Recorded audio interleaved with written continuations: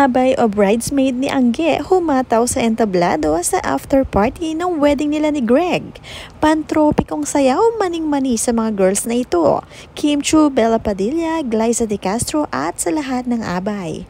Panoorin at kung hindi pa nakasubscribe, don't forget to click subscribe and hit the notification bell to keep you updated.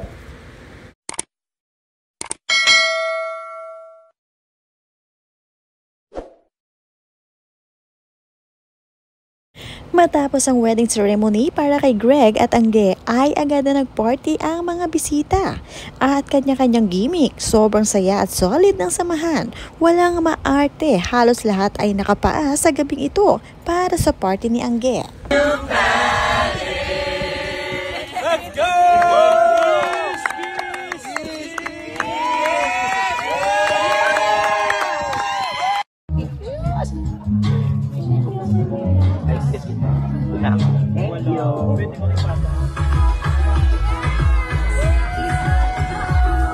Nagwalwal ang mga abay at nagsayawan, grupo sa grupo at sinayo pa ang sikat na pantropiko. Kitang-kita na hataw si Kim Chu at kabisadong-kabisado ang mga steps kahit nakapikit.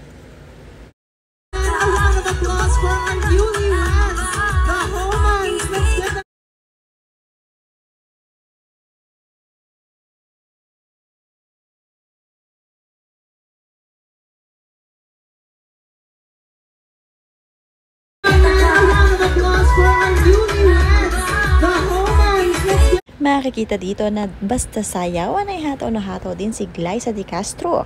Nariyan din si Ketchup Eusebio na nakijoin sa sayawan ng mga girls. Isa sa mga abay ni Angge at isa sa mga matalik na kaibigan ni Angge si Ketchup.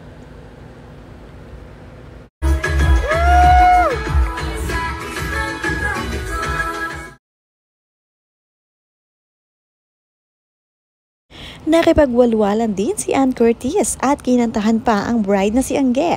Binalikan nito ni Angge at hindi pumayag na hindi niya maka-jamming si Ann Curtis sa kantahan.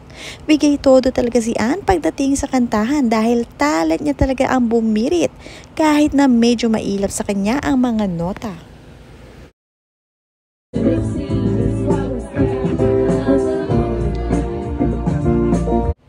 Naging kasiyahan ang pagkanta ni Ann Curtis at inabangan talaga ito ng mga guests ni Angge. Isang Ann Curtis lang naman ang naging songerist sa gabing iyon kaya aliw na aliw ang mga tao with matching sayawan pa kay bride.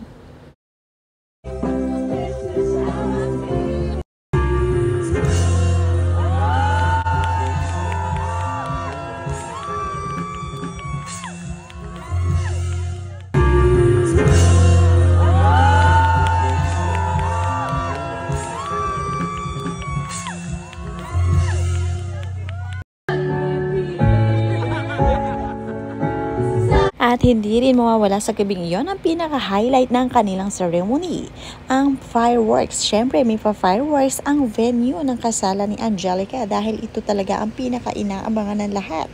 Kaya gaganda ng inihandang fireworks.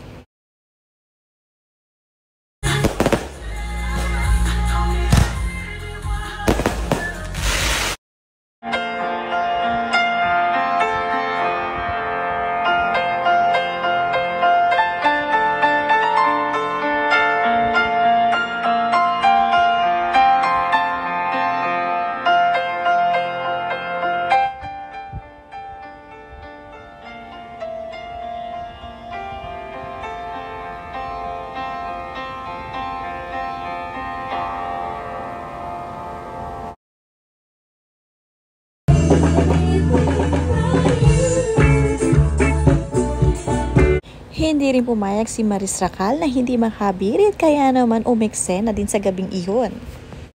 At syempre hindi rin magpapatawa si Kim Chu kaya naman agad pumunta sa gitna at doon nga ay sinimula ng kumanta. Marami naman ang manood nito at natuwa sa kinanta ni Kim Chu ang kanyang paboritong ang Cupcake.